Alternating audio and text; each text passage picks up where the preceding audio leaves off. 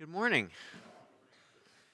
Good to see all of you this week. I hope you had a good Thanksgiving together. If you've got a Bible with you, let's go to the book of Psalms, the collection of Psalms. We're going to be in Psalm 29 today. Psalm 29. If you do not have a Bible with you, there are Bibles that you could grab out of the chair rack in front of you.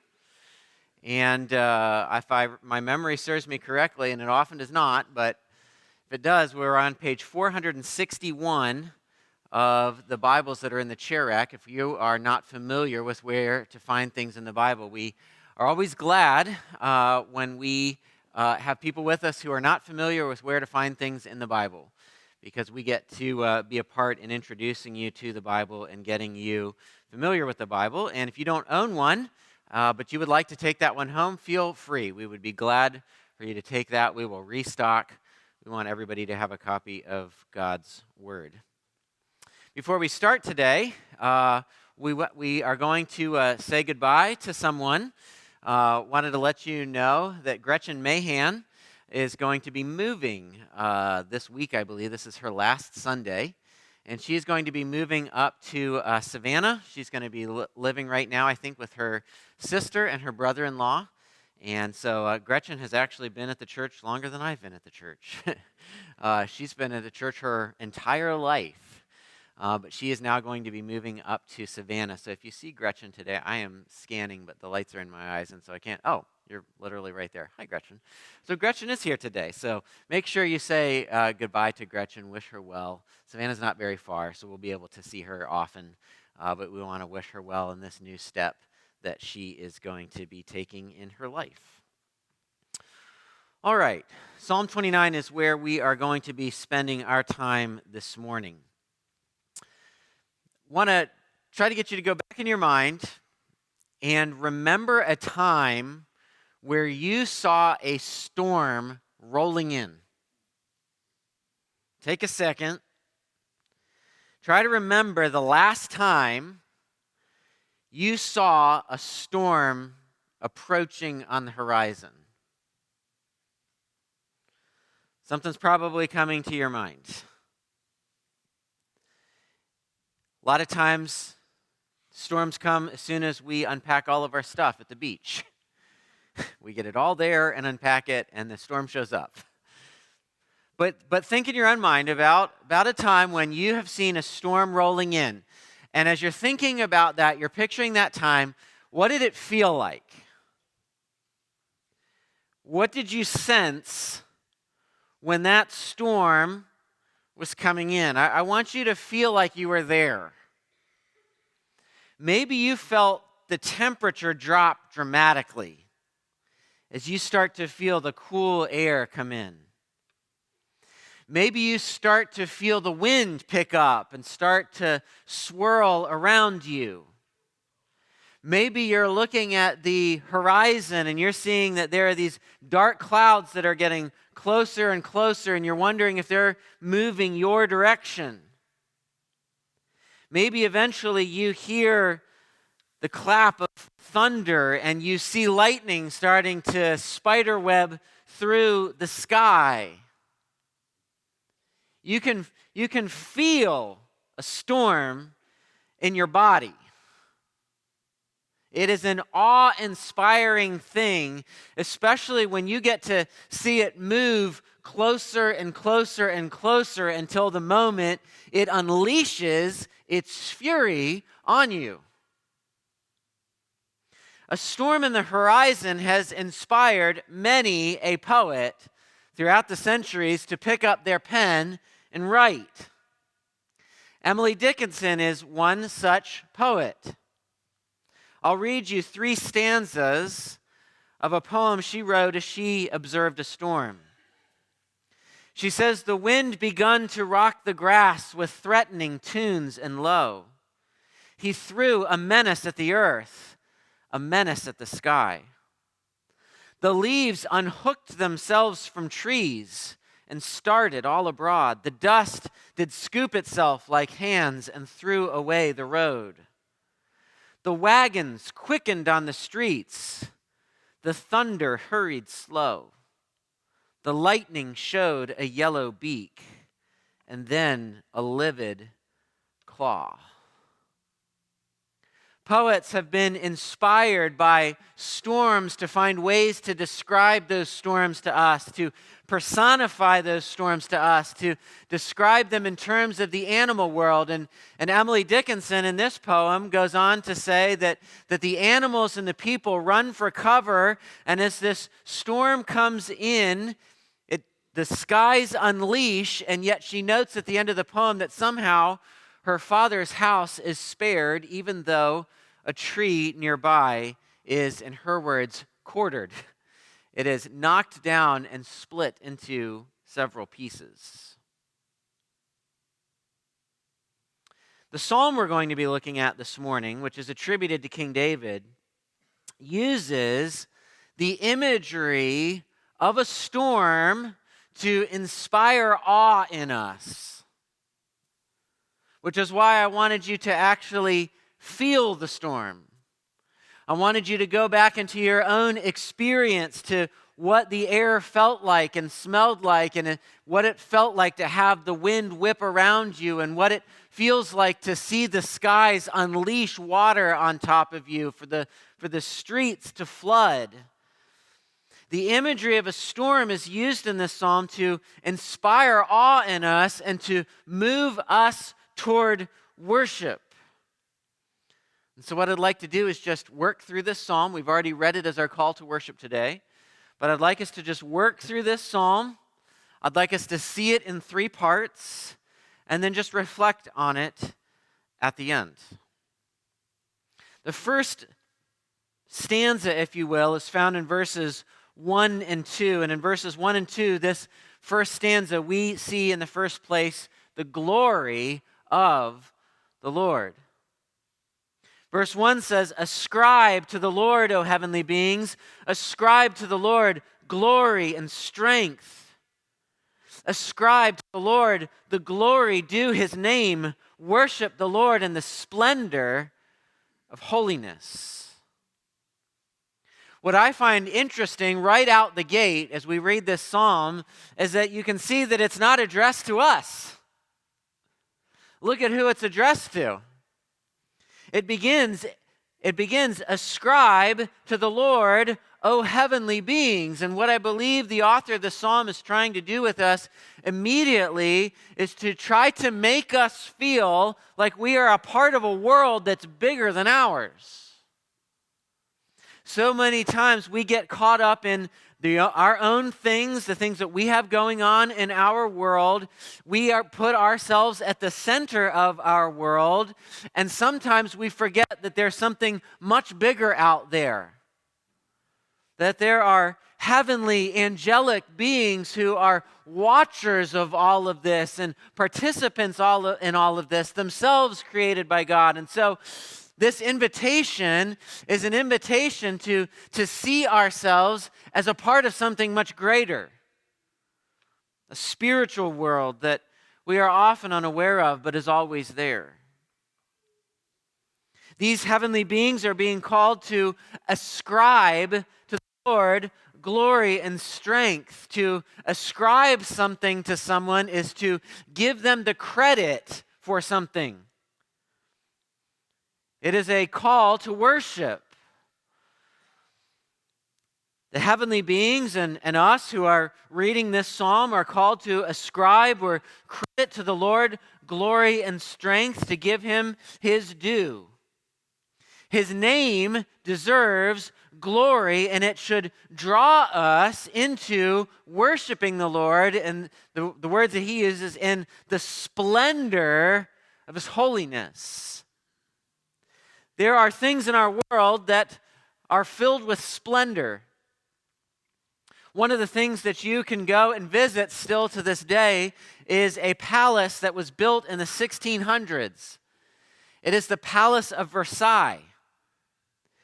If you were to look up the word splendor in your English dictionary, it might have a picture of the Palace of Versailles in it. Every inch of that palace is filled with splendor. The furniture that is in it is handcrafted and covered with gold. There is artwork on the walls. The ceilings are painted in these elaborate frescoes. There is the hall of mirrors that you can walk down. There are these windows that look out into the gardens that are perfectly manicured with gravel and fountains. And it is a magnificent thing to see. It is a palace that is adorned in splendor. And this psalm calls us to recognize that God is adorned. He wears splendor as a garment.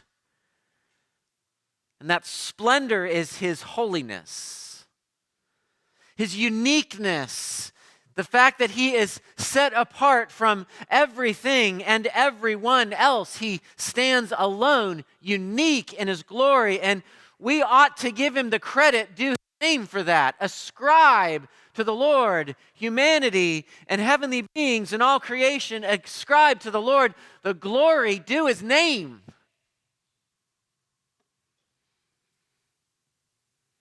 And then we see in verses 3 through 9 the voice of the Lord. We've seen the glory of the Lord in the first couple of verses, but now we hear the voice of the Lord in verses 3 to 9. This phrase, voice of the Lord, you might notice this, you could even underline it or highlight it in some way, is used 7 times in this span of verses.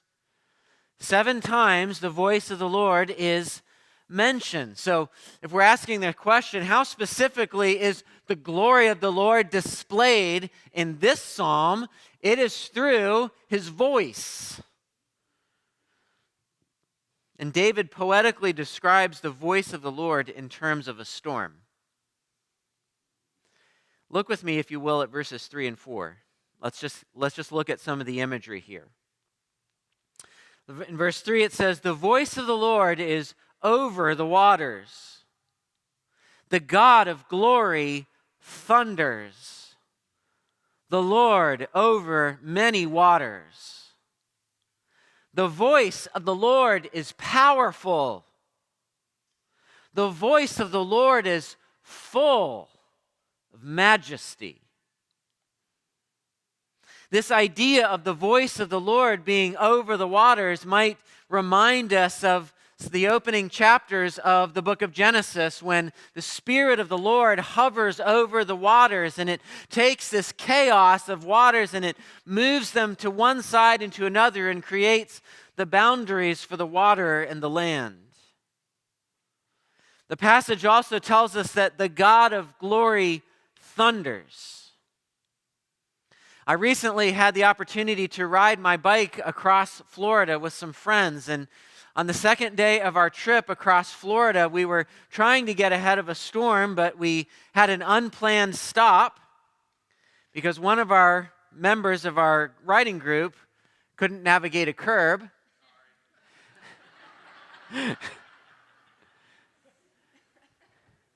And as he lay there bleeding, the rest of us waiting, the storm that we had seen coming was getting closer and closer.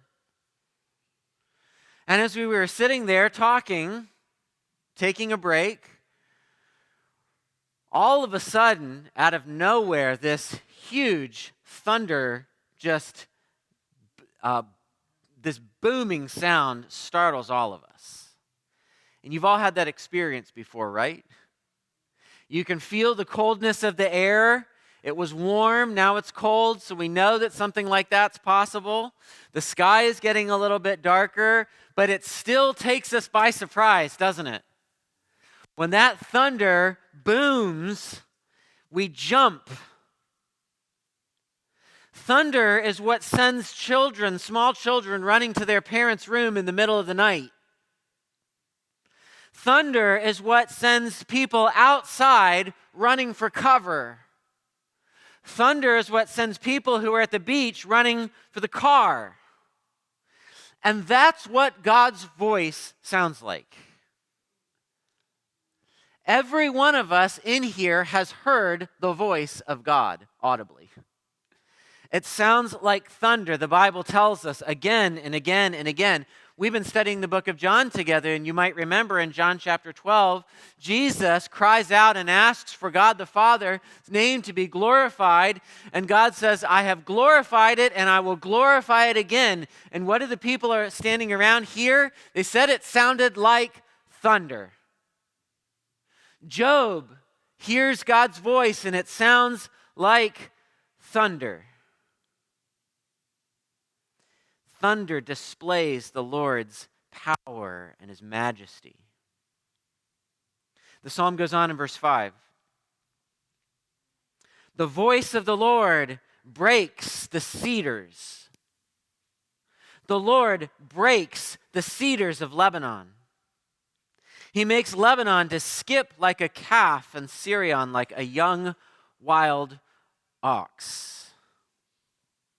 We know that sound has the power to break things.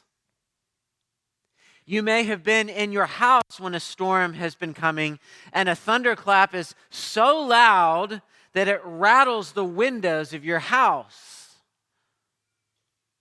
I was playing disc golf in this park in Springfield downtown.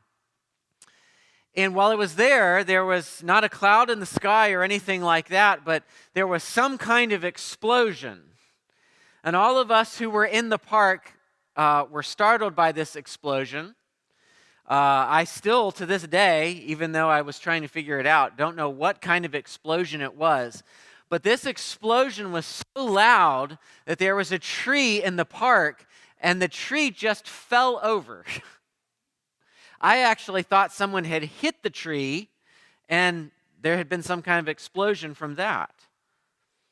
But whatever that sound was, that tree just broke in half and fell. And here, David, as he is seeing this storm rolling in on the horizon, he imagines the thundering voice of the Lord just snapping trees in half. Lebanon and Syrian could be multiple things. Some people think that they refer to nations. They could also refer to mountains, which I think is perhaps more likely. If there's one thing that can't be moved, it's a mountain, right? Jesus speaks about the hardest thing to move takes faith. It takes faith to move mountains. There's just one thing that we can't remove from the horizon, and that's mountains. And yet the Bible also tells us that God's voice is able to make mountains tremble. His voice is able to make the mountains quake. He is able to shake them. He can make them skip like a young calf. And of course, no storm is complete without lightning flashing in the sky. And so we see that in verses 7 and 8.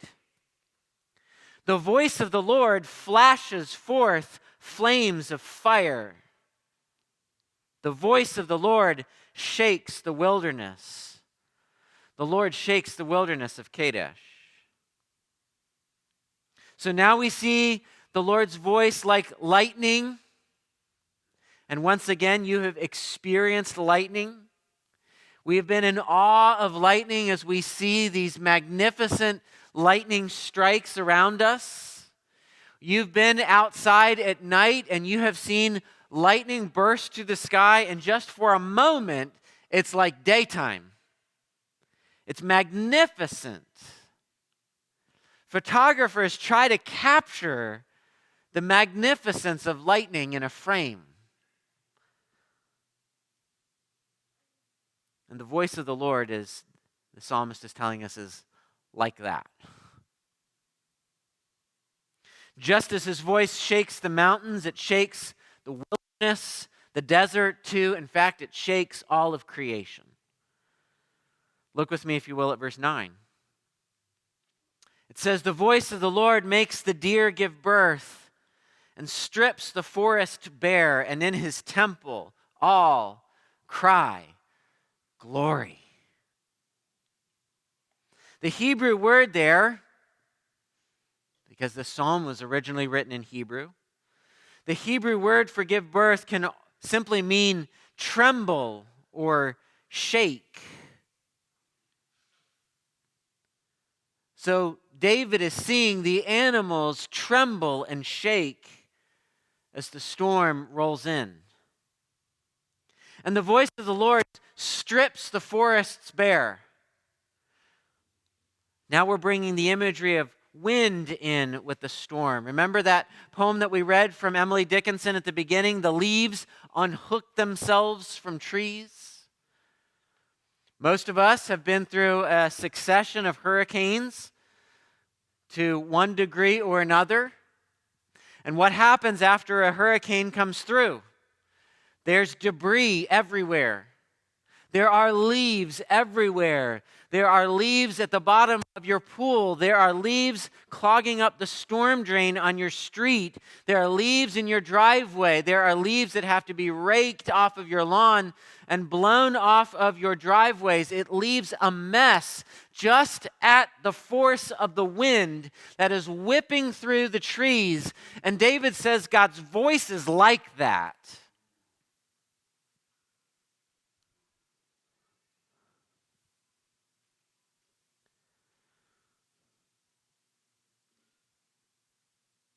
As we step back from the magnificent display of the power of the storm, as the skies release their water and thunder and trees snap in two and mountains and wilderness and wildlife all quake,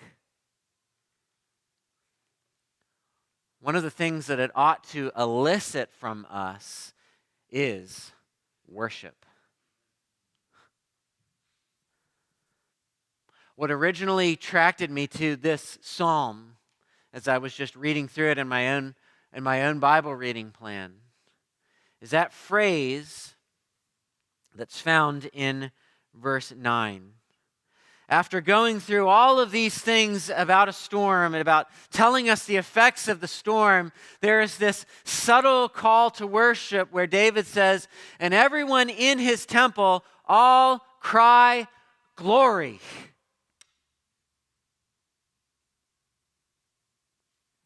When was the last time that you gasped in awe? When was the last time that something you saw just took your breath away? Sometimes we're so busy that if we were to try to go back in our minds, we can't even remember the last time that happened. Our heads are down, our earbuds are in, we're getting from point A to point B so that we can get the next thing done. When all around us, God is speaking. He is speaking in the sky, and He is speaking in the storm, and He is speaking in the mountains, and He is speaking in all of the universe. And sometimes we ought to just step back and say, "Glory!" Can you believe the magnificence of it all?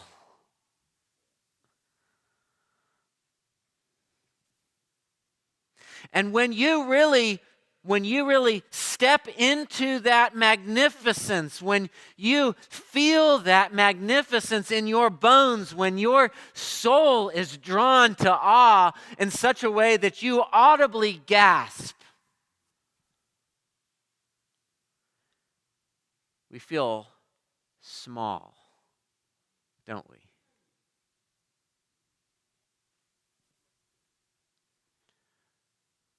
Not small in the sense that we are belittled, but small in our place.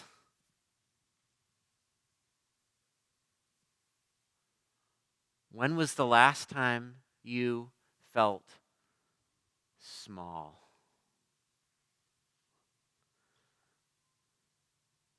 In this grand universe and all the things that fill it, you and I, in our little lives that are like a wisp of smoke that's gone.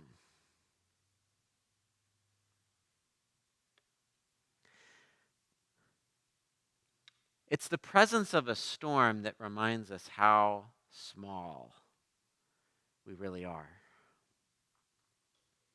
You see, you and I are at the mercy of a storm. The news can tell us that the storm is coming. The news can send that hunter out into the storm and make the reporters stand in 60-mile-an-hour winds to show us how bad it is. We can see that hurricane being tracked by the radar and get notifications on it. But you know one thing we never do? We never go on the offense. When it comes to an approaching storm, the only thing that you can do is play defense. The only thing that you can do is run for cover. The only thing you can do is put sandbags around the doors. You and I, at the end of the day, are entirely at the mercy of the storm. Because it is big. And we are small.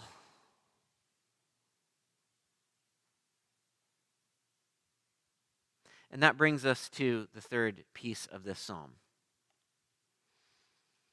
We have seen the glory of the Lord in verses 1 and 2. We've seen the voice of the Lord in verses 3 through 9. But now I want us to see the rule of the Lord in verse 10. In verse 10, the Bible says, "The Lord sits enthroned over the flood." The Lord sits enthroned as king forever. David slips one more piece of storm imagery into the psalm here by introducing the idea of a flood. We all know about devastating floods. Some of us have experienced the devastation of floods. But whether you have experienced the devastation of a flood or not, we know how devastating they can be. We've seen even earlier this year a flash flood in Texas whip through the lowlands and take the lives of numerous young people at a camp. You can't outrun a flash flood. And the power of a flash flood is so great that it sweeps buses and buildings as if they were toys. There is nothing that can hold back the power of that flood as it rushes through, destroying everything in its path. Now think about this for a moment. When a storm comes, where are we in relation to it? We are under it. It happens on us. But that is not the case with God. Because verse 10 of this psalm tells us that the Lord sits enthroned where? Over the flood. Do you see what this psalm is trying to do for us? What it's trying to do is give us a sense of our own smallness and give us an expanded sense of God's bigness, His greatness. I am small and He is big. I am under the storm. He sits over the storm. And not only is He over the storm, but He is enthroned over the storm. His throne, His place of rule, is over the storm. It does His bidding.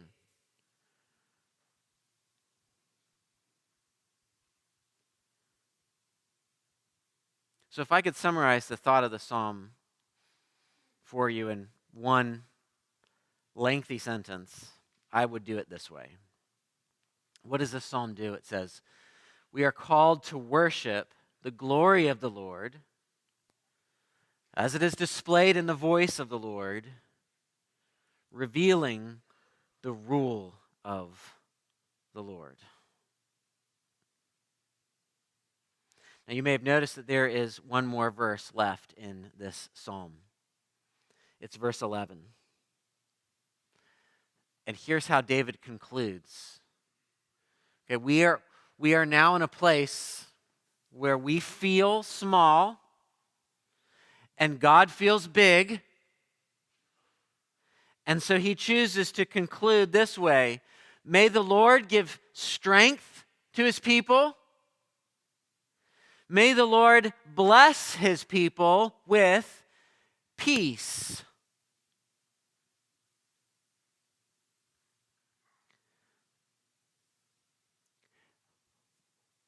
We don't like to feel small, do we?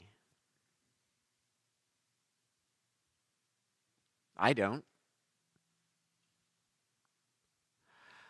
I like to feel like I can handle life. I wake up many days fooling myself once again that I somehow have control over my life. That I've done enough advanced planning to keep negative outcomes at bay and produce the positive outcomes that I want. I want to be in a position that no matter comes what my way, I can overcome it by me. I will have the resourcefulness, I will have the resources, I will have the mental well-being to make sure that I can tackle whatever life throws at me. And many of us are tired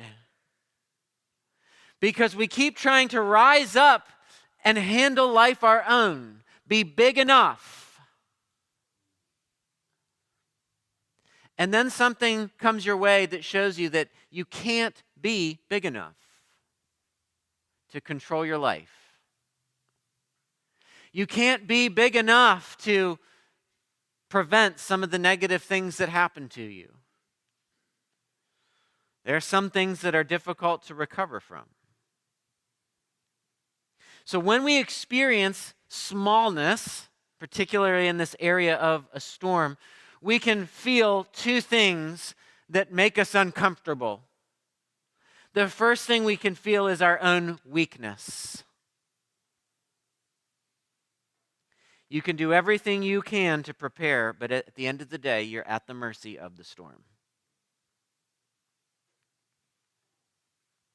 And what this feeling of weakness is intended to help us do is, rather than rise up and overcome our weakness, we are to be aware of the weakness, aware of our smallness, and then we are to appeal to the Lord for strength. Because the blessing of the Lord is that this strength that it is displayed in a voice that sounds like thunder, and in lightning that flashes through the sky, and wind that can rip the leaves off of the trees, and flooding that comes from the waters that unleash. This same strength of this God who is over the waters can be given to his people. May the Lord give you his strength. May the power of the storm be exercised for you. Lord, we are small. We are weak. You are great. Give us your strength. Another thing that we feel when we feel our smallness in a storm is our own anxieties. We live with so many anxieties. There are so many things to worry about, aren't there? So many things to worry about. And we worry about them all. The fact that I even mention this immediately draws to your mind your own anxieties. The things that you thought about perhaps as you went to sleep last night. The things that were on your mind as you awoke this morning. And these anxieties can make us distressed and in turmoil. We are like the disciples who were with Jesus when they were in the boat in the midst of the storm, And there's this storm crashing all around them. I mean, they could have written this psalm based on the storm that they are experiencing. And what is Jesus doing? He's asleep. He is unperturbed by the storm. And you can imagine them looking at him, and we try to have fun with the Bible sometimes and not read it in a boring way. That's one of the things we're committed to. And we're imagining the disciples in the boat. Can you imagine the conversation? Like, how is he sleeping through this? And their awe that he's somehow able to sleep through this storm turns to annoyance because they finally get him up. And what do they say? Hey, don't you care that we're dying out here? And what does Jesus do? Jesus, in that moment, shows his disciples that storms don't happen to him. He happens to storms. They may be under the storm, but he is over the storm. And with 3 words, he turns the storm off by uttering a word of what? Peace. Peace. Be still. Might that make you gasp? Glory? It did for them. Who is this man? That even the wind and the waves obey him. He's over it.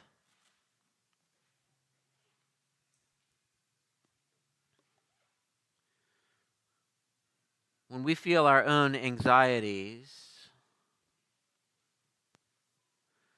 those often take us to a place of guilt.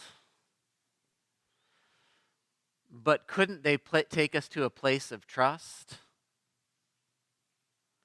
Couldn't your anxieties that you battle each day, rather than running from them, could you not embrace them as a reminder to you of your weakness, of your smallness? And then could they not take you in trust to Christ? And could you not say, may the Lord bless me with peace? May not the Savior who can rebuke the storm and click it off, may I not run to him for peace? We resist the feeling of our own smallness because it reminds us of our powerlessness.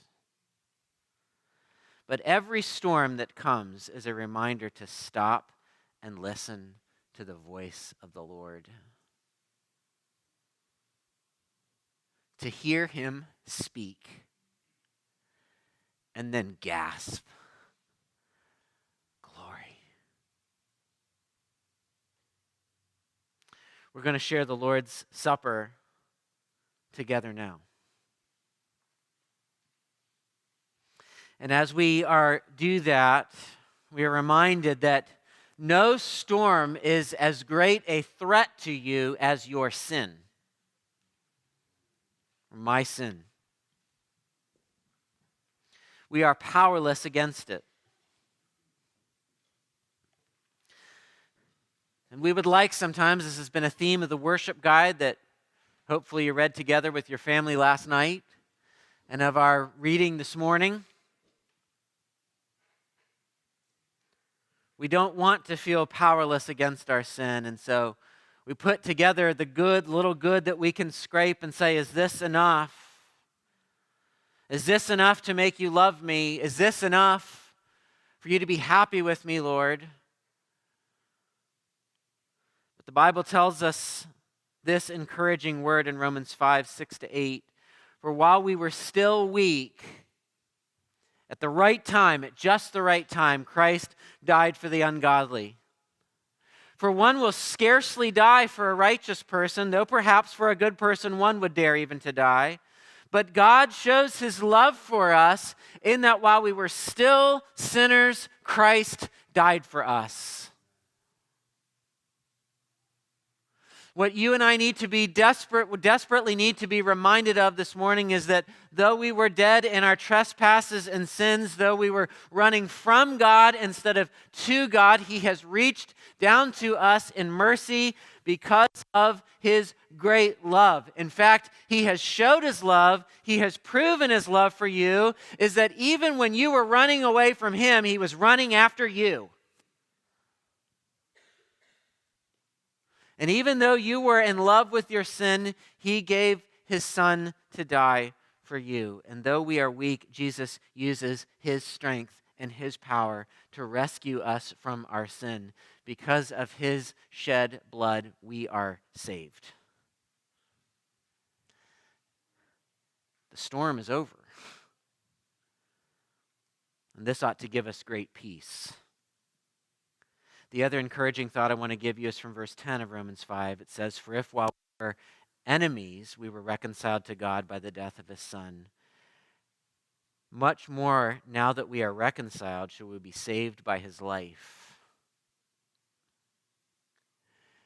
If God chased you down and showed you grace when you were His enemy, how much more then is He chasing you now as His friend? Jesus has done the work to make sure that you are reconciled to God, and His life intercedes for you so that this relationship, this connection with God is maintained by the indestructible life of the Son. So we have the gifts of God's strength and peace as shown to us this morning.